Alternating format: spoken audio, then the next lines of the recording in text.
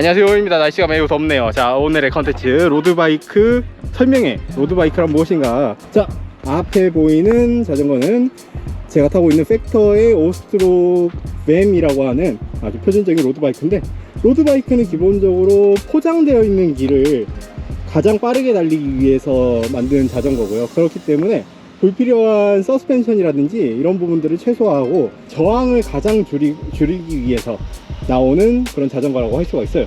세분화하면 이제 평지, 독주, 오르막, 뭐 요즘에는 로드바이크에 그래블도 들어가면서 좀 포장과 비포장의 경계, 그 정도까지는 일단 로드바이크라고 하고요. 이게 국제 표준 규격이 있거든요. UCI라고 하는 국제 연맹에 의해서 그 로드바이크, 로드 레이싱 대회에 참가할 수 있는 자전거의 규격을 제한을 해놨고, 이제 거기에 들어가는 자전거들은 이제 로드 레이싱용 바이크, 즉 로드 바이크라고 할 수가 있어요. 로드 레이싱에서 이기기 위해서 로드바이크는 크게 두 가지의 기능을 극대화하도록 설계가 되어 있는데요. 첫 번째는 가볍게 만드는 거예요. 가볍게 만들기 위해서 옛날에는 크로몰리, 스틸 이런 거였다가 알루미늄 바이크가 나오면서 소재계에 혁신이 한번 나왔다가, 이제 그 다들 아시듯이 요즘에는 다 이렇게 그 카본으로 되어 있는 소재들이 2000년대부터 사용되기 시작하면서 이제 풀 카본 바이크가 주류인 세상이 됐습니다. 이게 카본 바이크는 거의 대부분 중국이나 이런 데서 손으로 수제작하거든요. 그래서 그렇기 때문에 인건비가 90% 정도 들어가기 때문에 그 굉장히 단가가 높아지는 단점이 있지만, 카본 소재 특성상 굉장히 가볍게 만들 수 있어서 이제 거의 대부분의 자전거들은 상급, 중상급 자전거들은 카본으로 만든다고 생각하시면 될 것 같고요. 그리고 두 번째로 이제 2000년대 와서 가장 중점적으로 여겨지는 부분이 바로 에어로다이나믹, 공기 역학적인 부분이라고 할 수가 있는데, 이 자전거를 보게 되면 이제 최상급 로드바이크의 특징이라고 할 수 있는, 최대한 가볍게 하면서도 이렇게 형태가 바람을 잘 가를 수 있도록 에어로포일 형태 이렇게 갖추고 있고, 일체형 핸들바를 이용해 가지고 자전거의 각 부품들이 이어지는 부분들을 최대한 말끔하게 만들어 놓은 이런 특성을 가지고 있어요. 그래서 조금이라도 더 공기 저항을 줄이기 위해서 이렇게 집중이 되어 있는데, 그래서 로드바이크는 보통은 이렇게 가볍고 에어로다이나믹한 거를 가장 큰 중점으로 삼고 있다라는 거예요. 그리고 로드바이크란 크게 구분을 하자면은, 이 곤충이 머리, 가슴, 배가 있듯이 로드바이크 같은 경우에는 이 프레임 부분, 프레임이 이렇게 있고 휠이 이렇게 있고, 그리고 이 전체적인 동력을 전달하고 제동을 담당하는 이 구동계라고 하는 이런 세 가지 부분, 프레임, 휠, 구동계의 세 부분으로 구성이 되어 있습니다. 이 세 가지 구성을 어떻게 하느냐에 따라서 이제 가격이 막 1000만원, 1500만원, 20만원까지도 가고, 아니면 좀 몇 가지를 덜어내면은 굉장히 가격이 떨어지게 되고, 그렇게 좀 달라지게 되는데요.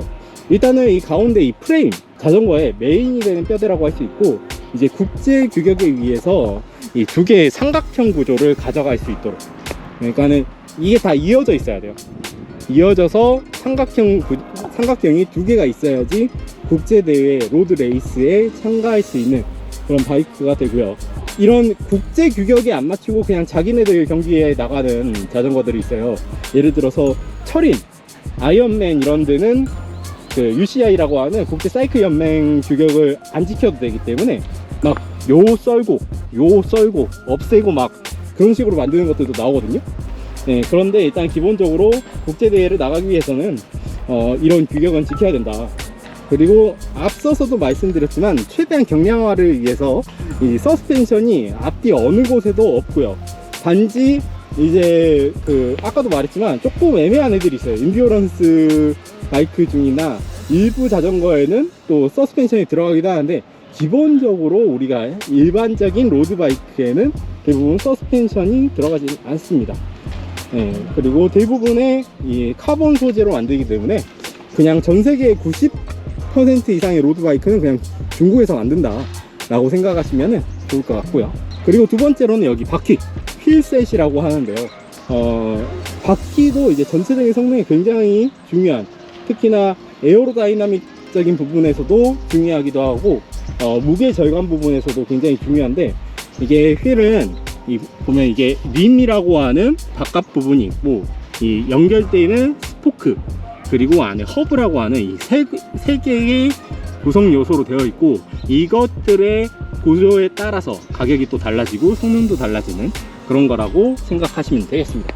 그래서 휠 같은 경우에도 그 림 두께와 폭, 그 조합에 따라서 이 휠이 어떤 목적으로 만들어졌느냐, 이런 것들이 굉장히 다양하고, 그래서 보통 오토바이나 자동차 같은 경우는 여러분들이 그 휠을 그 노면이나 이런 거에 따라서 바꾸진 않지만은, 자전거 같은 경우에는 그때 이제 대회 코스나 상황에 따라서 휠셋을 어떤 종류의 것을 사용하느냐, 이거에 따라서도 이제 굉장히 기록들이 달라지는 결과들을 볼 수 있습니다.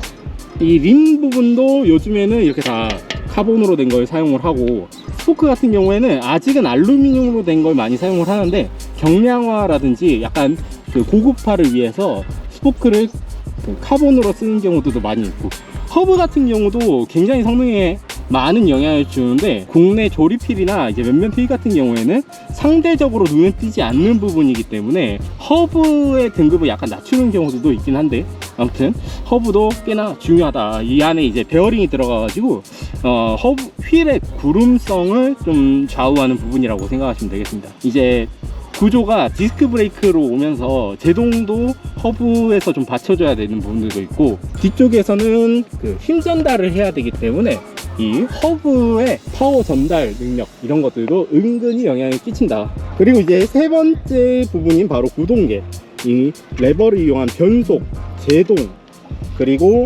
이쪽에는 이제 크랭크라고 하는, 내가 페달을 밟았을 때 힘을 전달을 함으로써 이 체인을 통해서 뒷바퀴에 이 힘을 전달을 하고, 그래서 자전거가 앞으로 추진해 나갈 수 있도록 하는 엔진적인 역할을 하는 게 이 구동계라고 할 수 있고요.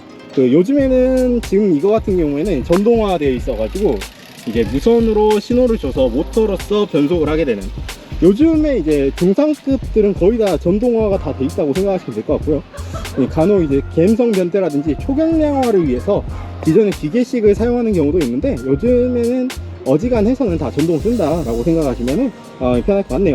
예전에는 림 브레이크라고 하는 쪽이 림 부분에 브레이크를 잡는 구조를 가져간다든지, 아니면은 그 밖에 뭐 드럼이라든지 여러 가지 브레이크들이 사용되기도 했었는데, 요즘의 로드바이크는 거의 다 디스크 기술이 정착이 된 상태라고 보시면 되고요. 그래서 최신 로드바이크라고 한다면은 그 전체적으로 카본을 사용한 프레임과 컴포넌트와 휠 같은 경우에도 가능하면 이제 카본을 많이 사용을 하기도 하고, 그리고 구동계는 전동으로 조작이 되면서 이제 디스크 브레이크 구동계를 가져가는 게 최신 로드바이크의 특색이라고 할 수가 있어요. 그래서 기술적인 부분들은 그렇게 되고, 여타 컴포넌트 액세서리로는 뭐 핸들바, 안장, 이제 안장 같은 경우도 자신한테 맞는 안장을 찾으려면 이제 거의 한 수백만 원을 투자를 해봐야지 알 수가 있는데, 특히나 최상급 안장들 가격이 워낙 비싸거든요. 이거 같은 경우는 거의 60만 원 이상 하는 안장이고, 페달 같은 경우도 최상급 가게 되면 뭐 한 20 얼마는 기본으로 주게 되고, 그래서 이게 자전거 타게 되면은 이 돈이 맞나 하는 현타가 좀 오기는 하는데, 아무튼 좀 그 사람의 욕심이라는 게 끝이 없어가지고 좋은 거 고르다 보면은 돈질할 병에 쉽게 걸릴 수 있다, 뭐 그렇게 이야기할 수가 있고, 자, 그 밖에는 뭐 이런 물통 케이지, 블랙박스, 그리고 이렇게 자전거 타고 있는데 주행 정보를 알려주는 사이클링 컴퓨터들까지 다양하게 사용을 할 수가 있는데, 이런 액세서리들까지 이제 다 사용을 하게 되고, 이렇게 자전거가 딱 구성이 돼 있을 때 일단은 국제대회 기준에서는 무게 제한이 있어요. 자전거의 무게가 6.8kg을 넘어야 한다. 너무 가볍게 못 만들도록 안전을 위해서 규정이 있습니다. 그래서 그 무게에 들어가는 부분들은 자전거에서 분리 가능한 것들, 예를 들어서 이 안장 가방과 물통, 그리고 뭐 이런 가민과 블랙박스, 손쉽게 탈부착이 되는 애들은 무게에 포함시키지 않는데, 페달이라든지 이런 메인이 되는 액세서리들을 다 포함한 상태로 6.8kg이 넘지 않으면은 대회에 참가할 수가 없어요. 근데 이제 이것도 국제대회 기준이고 국내 같은 경우에 그란폰드나 이런 데서는 그렇게 무게 제한이 없는 대회들이 많아서 사실상 무게 제한 같은 경우나 이런 아까도 말했듯이 그 두 개의 삼각형 구조를 가져야 된다든지 뭐 이런 거 같은 경우에는 사실 MCT 뭐 이런 UCI 규정으로 진행되는 대회가 아니면은 그렇게 엄격하게 지켜지지는 않습니다. 그러지 않는데 그런 대회를 나가신다면은 네, 당연히 그 규격에 맞춰야겠죠. 이렇게 오늘 그 로드바이크란 무엇인지 아주 간단하게 한번 설명을 드렸고요. 자전거 타시는 분들한테 팁을 몇 가지 드리자면은, 일단 자전거를 좀 타다가 내가 좀 자전거를 산뜻한 기분으로 다시 한번 타고 싶다면은 따팁을 바꾸는 게 가장 저렴하면서도 새것 같은 느낌을 나게 해주는 그런 좋은 방법이라고 할 수가 있고요. 내가 지금 자전거를 타면서 자전거의 성능을 최대한 이끌어내고 싶다 하면은 이제 튜브, 타이어 이런 시스템을 어떤 것으로 하느냐에 따라서 여러분들의 승차감과 기록이 달라집니다. 그래서 타이어부터 좀 좋은 거 쓰시는 게 제일 좋다라고 일단 팁을 드리고 싶고, 그 외에는 자전거의 이 성능을 유지하기 위해서 여러분들이 세차라든지 구동기의 세척, 유지보수 이런 관리 같은 거를 조금만 더 신경을 써 주시면은 오랫동안 자전거의 성능을 저하시키지 않으면서도 자전거 수명도 늘릴 수 있고 좋은 효과들이 많기 때문에 시즌 중간에도 자전거 한 번씩 점검을 받으시고요. 꼭 타기 전에는 기본적인 타이어 공기압이라든지 브레이킹 시스템 이런 것들을 점검을 해보시는 거를 추천드립니다. 아무튼 오늘 컨텐츠 여기까지고요. 궁금하신 부분 있으면은 댓글로 남겨주시면 제가 확인하고 답변 드릴 수 있도록 하고, 언제나 안전이 최고입니다. 안전하고 즐겁게 이 자전거라는 스포츠 계속 즐길 수 있도록 하셨으면 좋겠습니다. 그러면은 저는 다음에 또 다른 영상에서 뵐게요. 안녕.